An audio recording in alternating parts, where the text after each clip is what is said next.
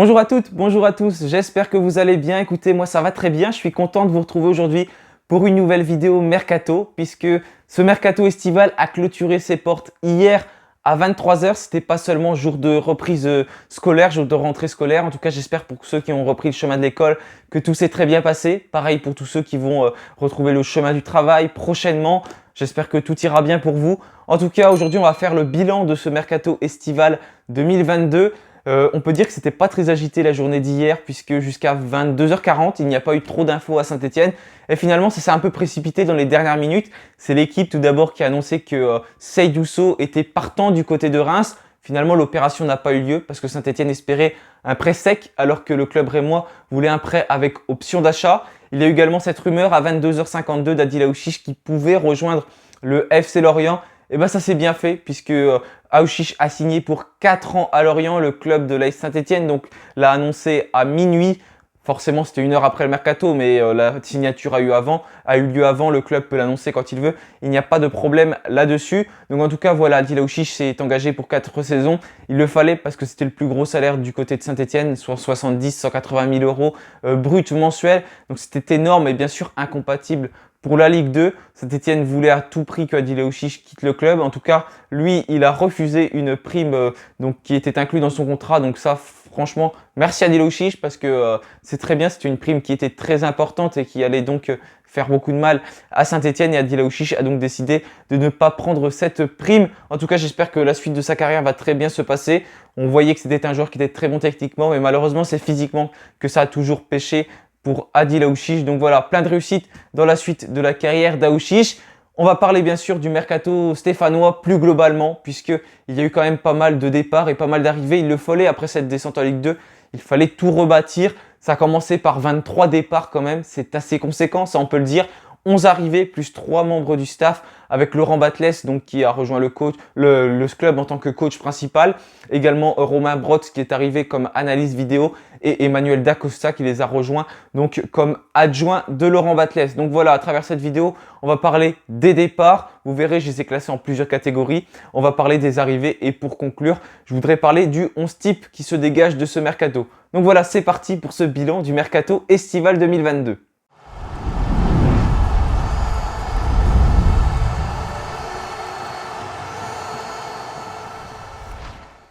Voilà, tout d'abord, la première catégorie que j'ai voulu lancer, c'est tout simplement la catégorie des départs avec tourner la page. En fait, ça regroupe les joueurs que l'on voulait tous voir partir, que le club voulait voir également partir pour tourner une page par rapport bien sûr à ce qu'il s'est passé la saison précédente et repartir avec du sang neuf, repartir avec de nouveaux joueurs qui n'ont pas vécu cette descente aux enfers, cette descente en Ligue 2. Voilà, pour moi, c'était l'essentiel dans ce mercato, repartir avec des joueurs tout simplement qui n'ont pas forcément connu cette descente pour repartir avec une nouvelle mentalité, un nouvel état d'esprit qui nous permet donc de construire un nouveau projet. Donc tout d'abord, c'est Miguel Trauco qui a quitté le club, donc il était en fin de contrat, le latéral gauche péruvien qui est donc parti et pour le moment, il est toujours libre, il n'a pas réussi à trouver de club, lui qui était arrivé il y a 3 ans en provenance de Flamengo. Malheureusement, il n'a jamais réussi vraiment à percer à Saint-Etienne. C'est un joueur qui semblait plus intéressé par sa sélection péruvienne que par le club de l'AS Saint-Etienne. Donc voilà, il n'a pas été prolongé. Une des qualités que j'aimais bien chez lui, c'est qu'il savait beaucoup centrer. Mais malheureusement, il avait beaucoup de lacunes aussi défensives. Et voilà, ce départ a eu lieu, donc c'est pas forcément une mauvaise chose, même si Saint-Etienne, on le verra tout à l'heure, n'a pas recruté de latéraux. Et ça me fait un peu tiquer parce que j'aurais bien aimé qu'un latéral rejoindre Saint-Etienne. Ensuite, il y a eu également un défenseur central qui est parti, c'est Eliakim Mangala. Donc lui, il est arrivé au mercato hivernal sous les ordres de Pascal Duprat, avec pour objectif, bien sûr, de faire que Saint-Etienne reste en Ligue 1. Malheureusement, il n'a pas réussi. On a annoncé ce défenseur comme un défenseur d'expérience, ça on le sait. Et il n'a jamais réussi à monter son niveau d'un cran à Saint-Etienne. On sait qu'il n'avait pas de club quand il nous a rejoints, donc il n'avait pas eu de préparation estivale. Voilà, c'était un joueur qui avait déjà quand même un certain âge, plus de 30 ans, et forcément ce n'est pas facile de trouver un niveau comme ça. Il a souvent été débordé, il a gagné peu de duels et il a causé beaucoup de fautes bêtes. Il s'est pris pas mal de cartons jaunes et voilà, malheureusement, Eliakim Mangala n'a pas réussi à apporter cette sérénité à Saint-Etienne. Et toujours aujourd'hui, il est sans club. Donc voilà, pour tourner la page, il faut également se séparer de Mangala, tout comme de Timothée Kolodziejczak. Voilà, Timothée Kolodziejczak, malheureusement, on ne va pas retenir forcément les bonnes choses qu'il avait fait à Saint-Etienne, notamment en tant que latéral quand il est arrivé chez les Verts. On retient plutôt ses derniers matchs avec ses nombreuses boulettes, ses nombreux buts contre son camp qui étaient vraiment très très évitables. Et ses fautes grossières dans la surface de réparation. Voilà, malheureusement, Timothée Kolodziejczak ne nous a pas épargné la saison dernière. Et c'est pareil, il a quitté Saint-Etienne et actuellement, il n'a toujours pas de club. Donc voilà pour 3 joueurs qui pour l'instant n'ont pas réussi à trouver un nouveau club. Ensuite, on a également Enzo Crivelli qui a quitté donc l'AS Saint-Etienne. C'est pareil, lui, il est arrivé au mercato hivernal en provenance de Başakşehir. Il était prêté dans le club d'Antalyaspor, donc en Turquie, lors de la première partie de saison, avant de casser son contrat et de rejoindre l'AS Saint-Etienne. Malheureusement, c'est un joueur qui a été souvent très blessé. Il a joué peu de matchs sous le maillot vert. Il a été un peu présent en fin de saison, mais voilà, depuis, il n'a pas réussi à marquer un but avec Saint-Etienne et voilà, il ne nous a pas apporté ce que l'on aurait aimé, il ne nous a pas apporté son expérience et c'était un pari risqué, un pari qui n'a malheureusement pas payé, comme beaucoup d'avant-centres à Saint-Etienne. Donc Enzo Crivelli, qui a quitté également son dernier club, donc de Başakşehir, et qui s'est engagé en Suisse dernièrement, il y a quelques jours, du côté du Servette FC. Donc voilà en tout cas pour l'attaquant Enzo Crivelli. Il reste encore de nombreux joueurs qui ont quitté le navire stéphanois. Tout d'abord, 2 joueurs en provenance d'Angers. On va commencer par Sada Thioub. Donc Sada Thioub, c'est pareil, c'était une grosse énigme. Il avait peu joué avec Angers. Il est arrivé en prêt à l'AS Saint-Etienne. Finalement, Sada Thioub, il a quand même eu une place de titulaire avec Pascal Duprat en tant que piston, surtout dans cette défense à 5, il occupait le flanc droit généralement, Sada Thioub.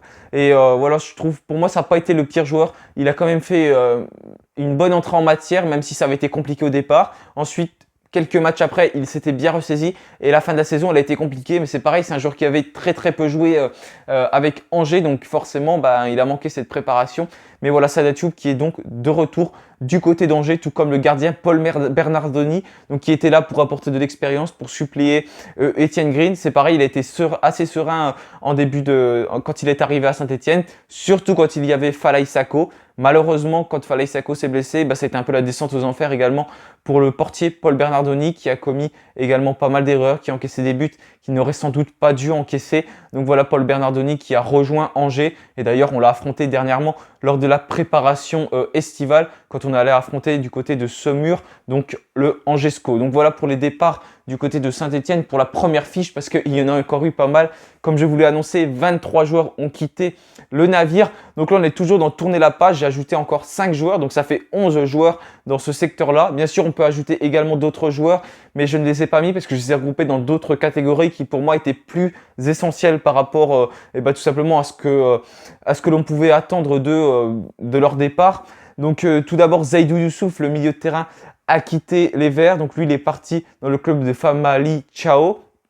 Donc le milieu de terrain, il s'est engagé pour 1 million d'euros. On l'avait recruté pour 2 millions d'euros. Voilà, malheureusement, Zaidou Youssouf, c'était un joueur à gros potentiel, je pense, quand il était à Bordeaux. Ensuite, il nous a rejoint et malheureusement, il s'est blessé. Voilà, c'est tout simplement ça. Et ensuite, il n'a jamais réussi à retrouver son niveau. On l'a vu lors de la préparation estivale l'année dernière. Franchement, Zaidou Youssouf, à part ralentir le jeu, faire des passes en retrait, il ne nous apportait plus rien, alors qu'au départ, quand il était là, il était capable de casser des lignes. Et voilà, petit à petit, il a perdu cette qualité-là. Pourtant, il est encore très jeune, il doit avoir 23 ans, Zaidou Youssouf. Mais malheureusement, voilà, j'espère pour lui qu'il va rebondir. On a perdu 1 million d'euros dans cette affaire, puisqu'on l'a acheté 2 millions d'euros et on l'a revendu 1 million d'euros. Je pense qu'on aurait pu en tirer plus s'il avait continué dans la lancée de son arrivée à Saint-Etienne. Donc en tout cas, voilà pour un départ qui a permis de dégraisser le milieu de terrain stéphanois. Un autre départ qui a dégraissé ce milieu, c'est Neyou. Donc c'est pareil, opération tourner la page. Neyou qui était arrivé sous Claude Puel. On se souvient tous de ce premier match en finale de Coupe de France face au Paris Saint-Germain. Un match où il était éblouissant d'ailleurs, où il a été capable de casser des lignes, de se projeter vers l'avant. Très très bon techniquement. Et petit à petit, Zaidou Youssouf, en fait, ça a commencé, j'ai l'impression, quand il a signé, Ivan Neyou, quand il a signé son contrat à Saint-Etienne, il s'est petit à petit éteint, prenant également moins de risques, un peu comme Zaidou Youssouf, assez absent également parce qu'il a quand même été blessé quelques fois, Neyou. Mais voilà, il a été obligé donc de quitter la Saint-Etienne puisqu'il n'était pas forcément également désiré par le staff. Il était également partant, lui il voulait partir de Saint-Étienne et voilà, l'objectif aussi c'était de tourner la page avec ce joueur, donc il n'avait plus forcément la tête à jouer avec les Verts, donc il a rejoint l'ancien club de Sergi Palencia d'ailleurs, Leganés, donc en Ligue 2, donc espagnol. J'espère aussi pour lui qu'il va rebondir. Pour l'instant, je crois que c'est seulement un prêt. Voilà, c'est un prêt pour Neyou. J'ai pas vu qu'il n'y avait d'option d'achat dans ce contrat. Donc Neyou qui pourrait revenir à Saint-Étienne, mais par contre, il sera en fin de contrat en 2023. Donc si jamais Leganés ne l'achète pas suite à ce prêt, il pourrait partir librement de Saint-Étienne l'année prochaine. Ensuite, il y a eu un départ qui nous a tous affectés, pour beaucoup affectés en tout cas, c'est Romain Mouma, chouchou de beaucoup de supporters de l'AS Saint-Étienne. Et Romain Mouma, il était au club depuis 10 ans. Malheureusement, il a quitté Saint-Étienne. Bon, maintenant en y réfléchissant bien, il fallait peut-être mieux qu'il quitte les Verts parce qu'il fallait également tourner cette page. Romain Mouma qui était très souvent blessé sous le maillot stéphanois, qui commençait à prendre de l'âge et qui nous apportait de moins en moins. Il fallait le faire rentrer de plus en plus tard dans les matchs pour qu'il nous apporte un peu cette folie qu'il nous apportait il y a déjà quelques années. Et voilà, Romain Mouma qui a donc rejoint l'AC Ajaccio en Ligue 1. Donc il est resté chez un promu de la Ligue 1. Malheureusement, pour l'instant, ça ne se passe pas très bien avec lui. Il a quand même pris 2 cartons rouges. Il en a pris un face à Lyon et là, il en a pris un lors de la dernière rencontre, Romain Amouma. Donc 2 cartons rouges alors que la saison vient à peine de commencer. Ça ne commence pas forcément très bien pour Romain Mouma, mais voilà, en tout cas, il a quitté l'AS Saint-Étienne. J'avais fait une vidéo pour lui rendre hommage au début de l'été. Donc tout simplement, quand il a quitté les Verts, c'est pareil, il part librement. Il avait prolongé d'1 an l'année dernière. On pensait qu'il allait partir déjà la saison précédente. Et cette année, on pensait plus qu'il allait rester.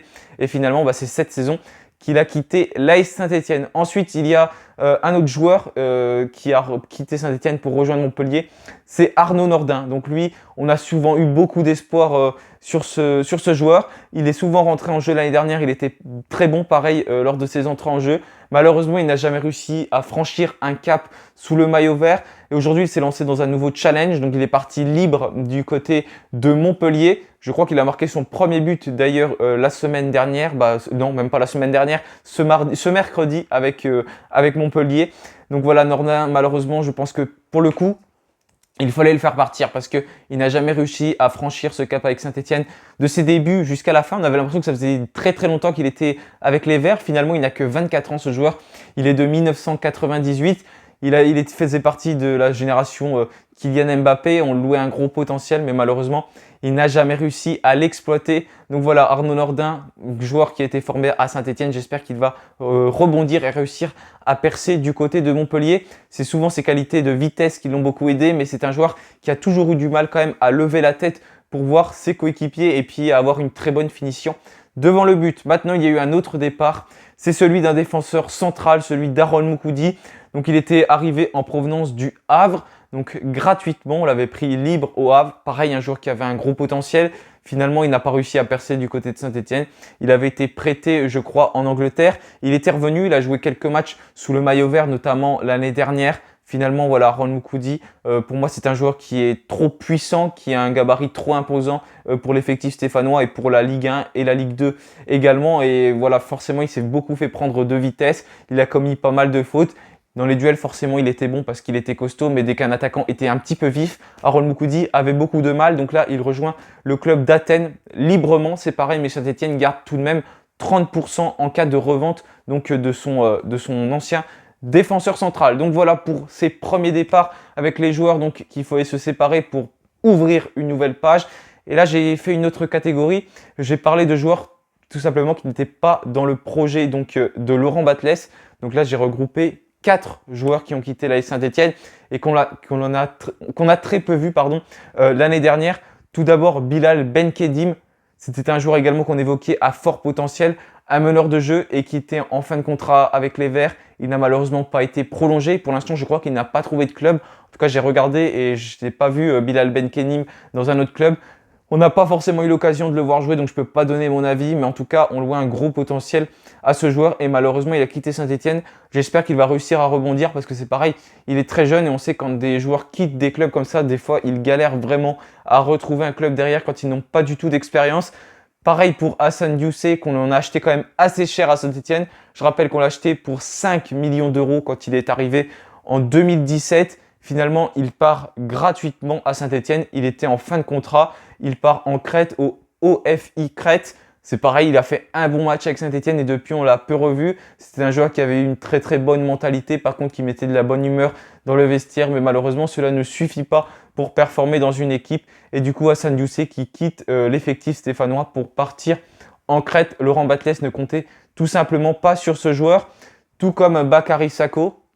Donc Bakary Sakho, lui, il est arrivé au mercato hivernal, ancien de la Maison Verte. Malheureusement, il a joué très peu sous le maillot stéphanois. Il a été blessé ou peu en forme et du coup Saint-Etienne n'a pas pu compter dessus. Et là, il est parti, c'est pareil, librement en fin de contrat. Et pour le moment, Bakary Sakho n'a tout simplement pas de club.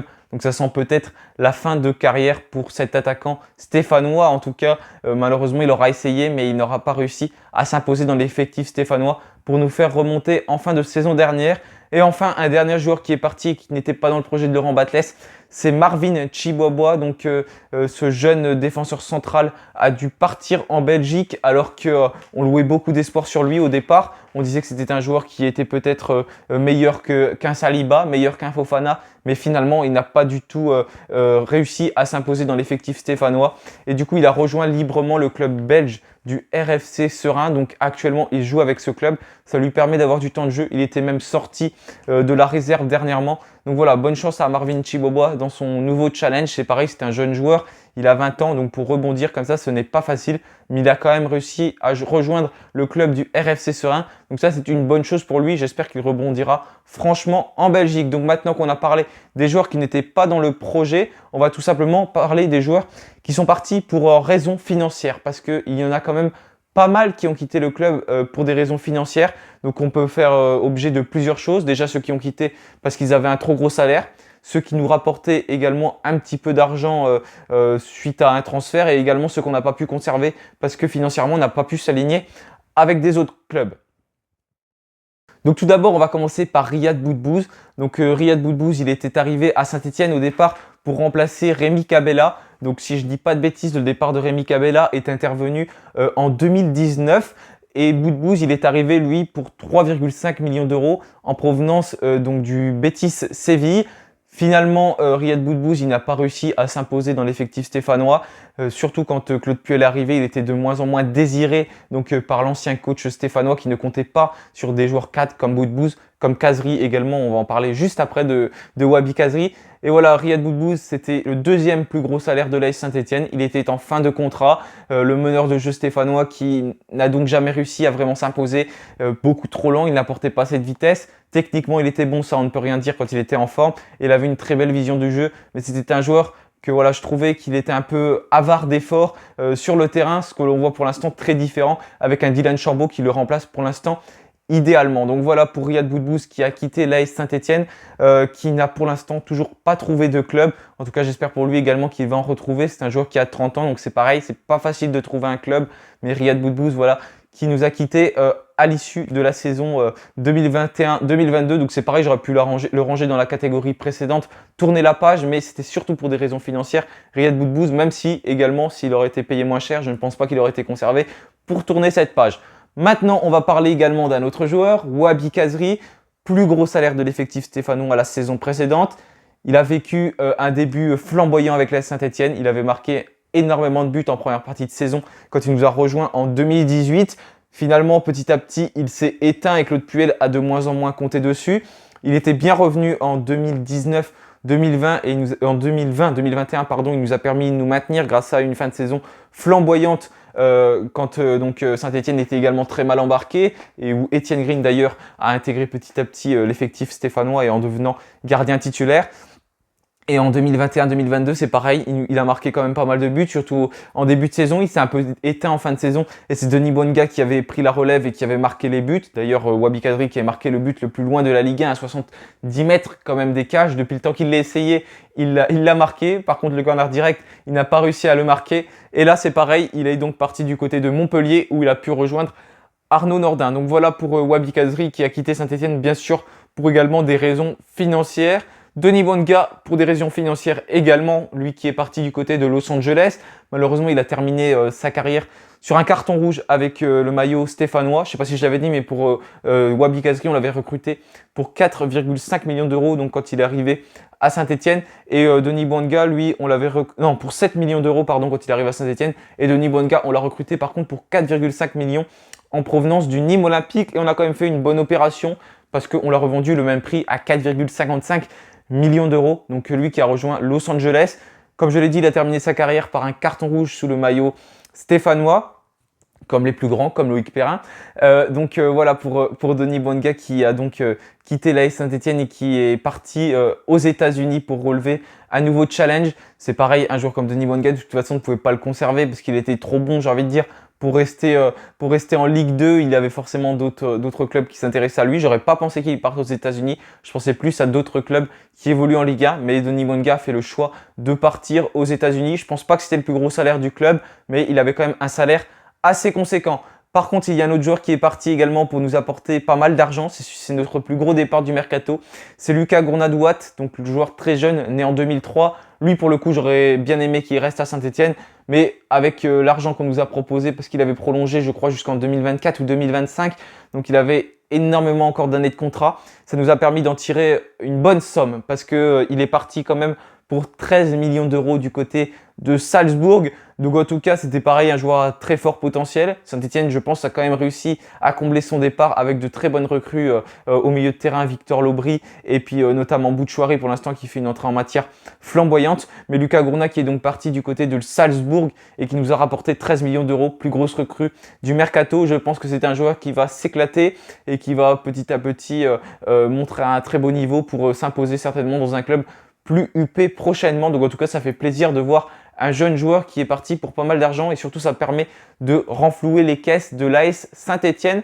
Ensuite, il y a Falaï Sako. Malheureusement, on n'a pas pu le conserver. Donc lui, il était très bon, notamment dans la défense à 3 de Laurent Batles. Il a également été très bon en tant que latéral. Un peu moins bon d'ailleurs en fin de saison quand il revenait juste de blessure. Il était revenu d'ailleurs très rapidement, un joueur qui a une très belle mentalité. Mais malheureusement, on n'a pas pu le conserver parce que tout simplement d'autres clubs se sont alignés dessus. Forcément, quand on fait une fin de saison comme ça, et d'autres clubs sont sur ce joueur. Et d'ailleurs, il y avait Montpellier qui a donc acquéri Falaï Sako, qui est donc resté en Ligue 1 avec Wahbi Khazri et également Arnaud Nordin. Donc Montpellier qui nous a pillé quand même pas mal de joueurs. Et puis Adil Aouchiche donc qui a rejoint le FC Lorient hier, comme je vous l'ai annoncé tout à l'heure. Donc un contrat de 4 ans pour celui qui était actuellement le plus gros salaire de l'AS Saint-Etienne après tous les départs donc, de Riyad Boudbouz notamment et de Wahbi Khazri. Donc voilà pour cette page de joueurs qui ont quitté pour des raisons financières. Maintenant, on va parler de joueurs qui avaient tout simplement des envies d'ailleurs. Voilà, c'était le capitaine de l'AS Saint-Etienne fut un temps, Mady Camara, qui a donc rejoint le club brestois. C'est pareil, ça s'est fait il y a quelques jours. Malheureusement, pour l'instant, ça a très mal commencé pour lui. Il s'était pris 6-0 avec Saint-Etienne. Il s'est pris 7-0 avec Brest. Et là, il a encore perdu 3-1 mercredi. Donc voilà, une très mauvaise entrée en matière pour Mady Camara qui était donc pour moi un des éléments essentiels du milieu de terrain stéphanois. Je sais que beaucoup ne sont pas de cet avis-là, mais c'était un joueur qui était pour moi très bon physiquement, très bon dans les duels. Certes, il faisait beaucoup de passes en retrait comme beaucoup de joueurs de Saint-Etienne qui n'étaient plus en confiance, surtout là depuis qu'ils ont vécu cette descente aux enfers, cette descente en Ligue 2, beaucoup jouaient avec de l'appréhension. Donc Mady Camara a rejoint le Stade brestois. C'est un prêt avec option d'achat obligatoire si Brest se maintient en Ligue 1. En tout cas, j'espère pour lui que ça va très bien se passer pour la suite de sa carrière. J'espère que Brest se maintiendra également en Ligue 1. Mais en tout cas, j'espère que voilà, au milieu de terrain, ça va aller pour nous aussi. Parce qu'on n'a plus ce genre de joueur qui est imposant physiquement, qui va dans les duels. Parce que Bouchouari, c'est bien, mais Bouchouari, il est tout petit et puis il n'est pas très grand et puis il est tout fin. Donc forcément, dans les duels, ça va être compliqué pour lui. Je pense que c'est là qu'il aura le plus de mal. Même s'il est très bon dans la récupération de balles au sol. En fait, il me fait vraiment penser à Marco Verratti, ce jeune Bouchouari. Je pense que tout le monde, pour l'instant, l'apprécie. Si on ne l'apprécie pas, franchement, je ne vois pas ce qu'on peut lui reprocher pour le moment. Et donc voilà, pour Mady Camara qui a donc quitté Saint-Etienne pour rejoindre Brest et qui reste en Ligue 1. Ensuite, il y avait d'autres joueurs qui avaient des envies d'ailleurs, je vais les évoquer rapidement. C'était Jean-Philippe Crasso, il ne faut pas l'oublier, parce qu'en début de mercato, on nous disait que Jean-Philippe Crasso, il voulait quitter Saint-Etienne. Finalement, il est resté sous le maillot vert parce qu'il a très bien débuté. Beaucoup également voulaient le voir partir. Je vais pas vous mentir, moi aussi, hein, parce que Jean-Philippe Crasso, j'ai toujours eu du mal avec lui, mais il faut bien reconnaître aussi qu'on s'est trompé, parce que Jean-Philippe Crasso, c'est un joueur qui a beaucoup progressé, je pense, dans ses prêts au Mans, et ensuite du côté d'Ajaccio, il a acquis beaucoup d'expérience. Donc en tout cas, voilà, j'espère que Jean-Philippe Crasso va continuer sur cette lancée-là, parce que pour l'instant, il est très bien parti. Et quand on a des joueurs aussi qui servent de bons ballons, comme Dylan Chambaud ou Bouchouari, forcément, ça aide beaucoup. Mais en tout cas, lui, il voulait partir, il ne faut pas l'oublier, tout comme Masson, qui était également en instance de départ fut un temps, mais finalement qui est resté du côté de Saint-Etienne. Donc voilà pour ces joueurs qui ont des envies d'ailleurs. Maintenant, on va se pencher sur d'autres joueurs. D'autres joueurs qui ont quitté Saint-Etienne ou qui auraient pu quitter l'AS Saint-Etienne. Donc, c'est les deux derniers joueurs de ce mercato. Tout d'abord, les joueurs qui voudraient s'aguerrir.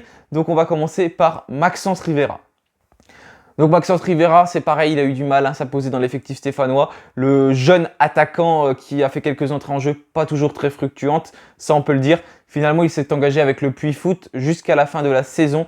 Voilà, j'aurais bien aimé qu'il soit prêté déjà la saison dernière pour acquérir de l'expérience. Pour moi, c'est une année qu'il a perdue parce que il joue avec la réserve, c'est bien joli, mais voilà, c'est pas la même expérience. Je pense que dans un club un peu plus juppé, le Puy Foot en plus qui a de bonnes infrastructures, qui vient de monter en national. Donc ça, c'est une bonne chose pour eux, pour Maxence Rivera qui va connaître un club qui est en plein essor, qui est donc dans une dynamique positive. Donc j'espère franchement qu'il va pouvoir acquérir cette expérience et revenir en forme à Saint-Etienne. Et Charles Haby, malheureusement, ça a été un prêt avorté. On l'évoquait du côté de Valenciennes. Finalement, il n'est pas parti.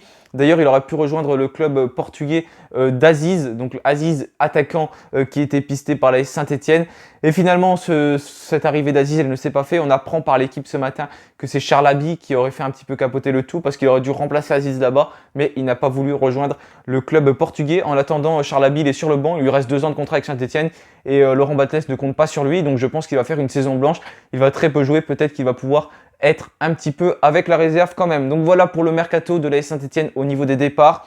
23 départs pour 18,55 millions d'euros. Bien sûr, c'est ce départ de Lucas Gourna qui nous a rapporté le plus d'argent. Donc dites-moi d'ailleurs si vous êtes d'accord avec moi sur les différentes catégories que j'ai fait. Bien sûr, il y a des joueurs, on aurait pu les mettre dans plusieurs catégories, notamment Riyad Boudbouz par exemple, qui aurait pu être dans également ceux qu'on ne comptait pas sur lui, et également pour tourner la page, mais je l'ai mis dans les raisons financières parce que pour moi c'était la raison la plus importante. Donc maintenant, on va passer à la deuxième partie de cette vidéo.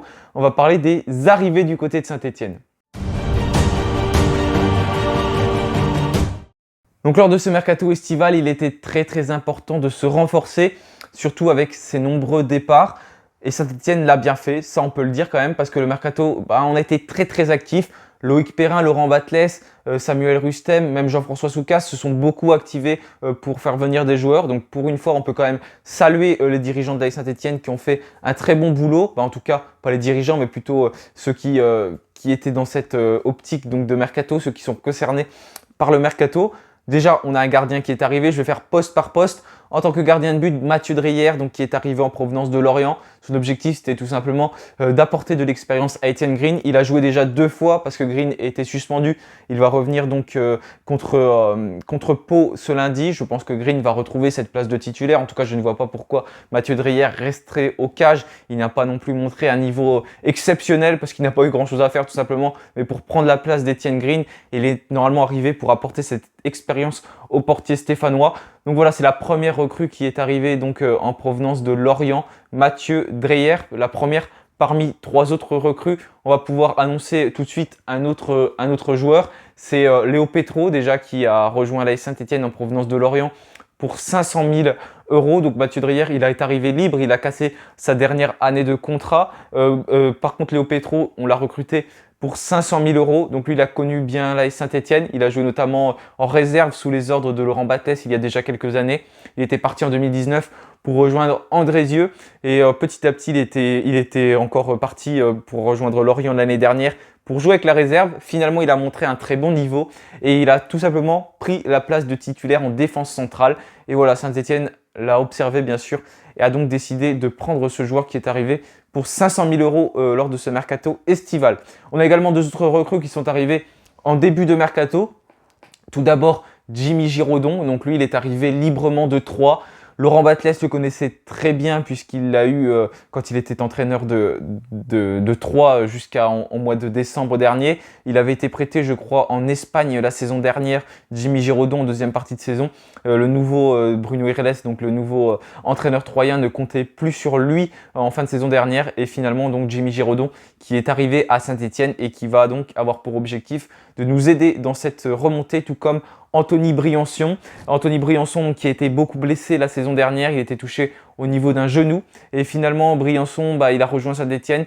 Il a été absent quelques fois déjà en début de saison. Il s'est pris aussi un carton rouge. Et là, petit à petit, il revient. Il a pu jouer lors du dernier match. Donc lui, il était à Nîmes et il a rejoint Saint-Étienne, je crois, également librement. Donc voilà pour ces premières recrues de l'AS Saint-Étienne. Déjà 4 recrues si on compte les gardiens de but et également les défenseurs centraux. Maintenant, on va parler du milieu de terrain de l'AS Saint-Étienne, du secteur plus défensif, même si j'aime pas forcément dire ça, parce que Bouchouari, il est ok dans le secteur défensif, mais c'est quand même quelqu'un qui remonte des ballons. Victor Lobry, on l'a connu très bon également en tant que numéro 10, donc peut-être qu'on peut le considérer plus comme un milieu offensif. Et Thomas Monconduit, pour le coup, lui, il est arrivé également en provenance de Lorient pour 500 000 euros, je crois. J'ai vu deux sources, 500 000 euros ou librement.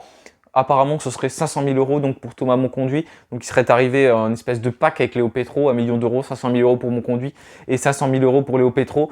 Donc, Monconduit, je le connais moins bien. J'avais demandé à un supporter à l'orienté de m'éclairer un peu dessus. C'est un joueur qui est donc assez bon techniquement, qui a une bonne frappe de loin.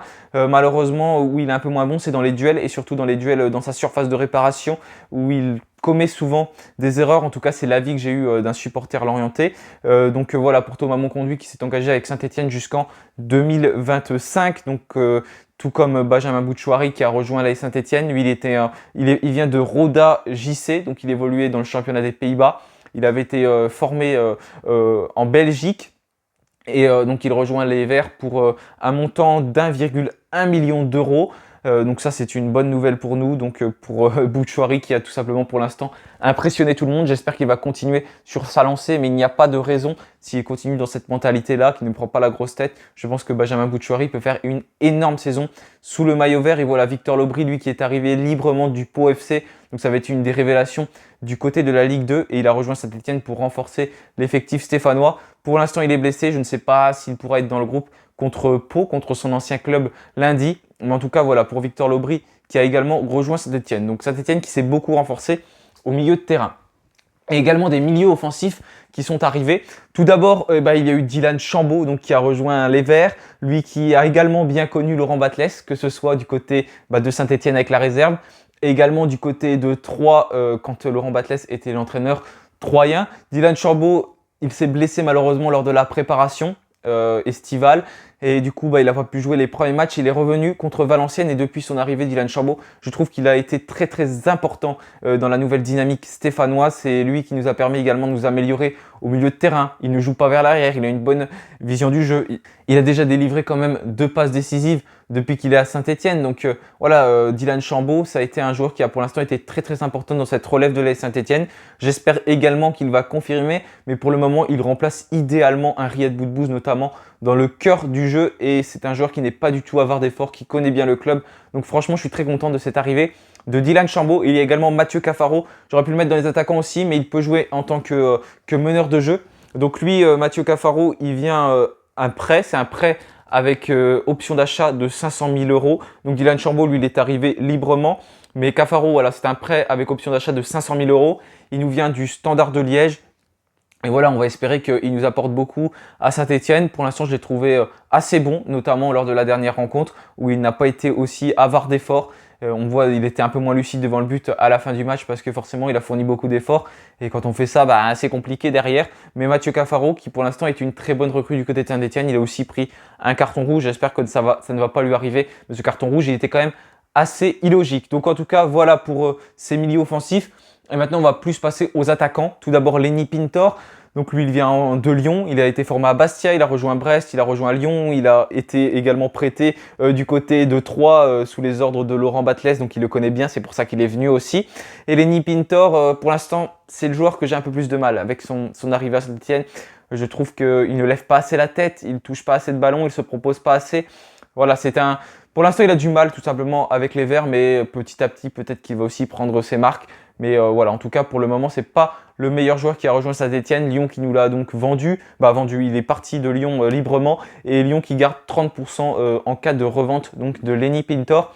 Et on attendait le fameux numéro 9, Ibrahima Ouadji, donc qui a rejoint l'AS Saint-Etienne pour 1 million d'euros. Il vient de Karabag.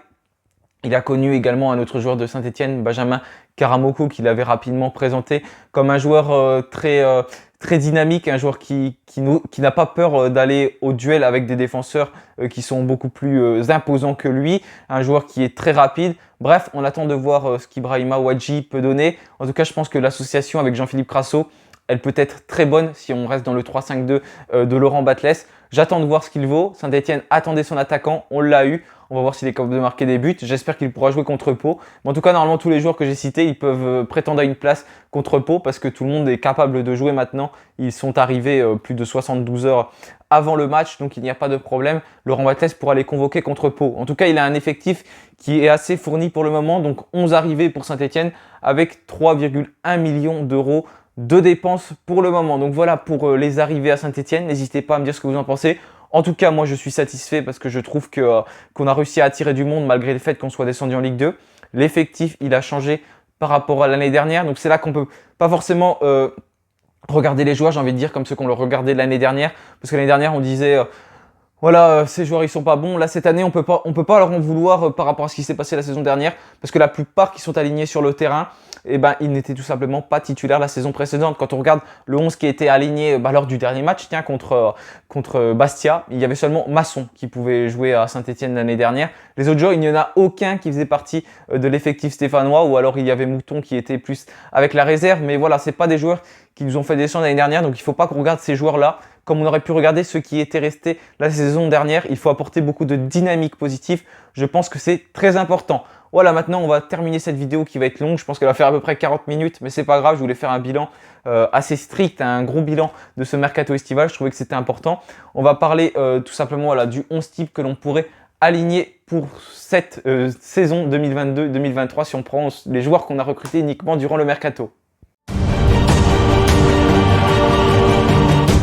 Alors comme je vous l'avais dit, c'était 11 recrues durant ce mercato. 11 recrues, ça fait tout simplement une composition, même si on peut pas forcément, si on peut tricher un peu, on pourrait faire une composition avec les 11 joueurs, mais on ne peut pas vraiment. J'ai gardé ce 3-5-2 aligné donc par Laurent Batles. Au cage, Mathieu Dreyer.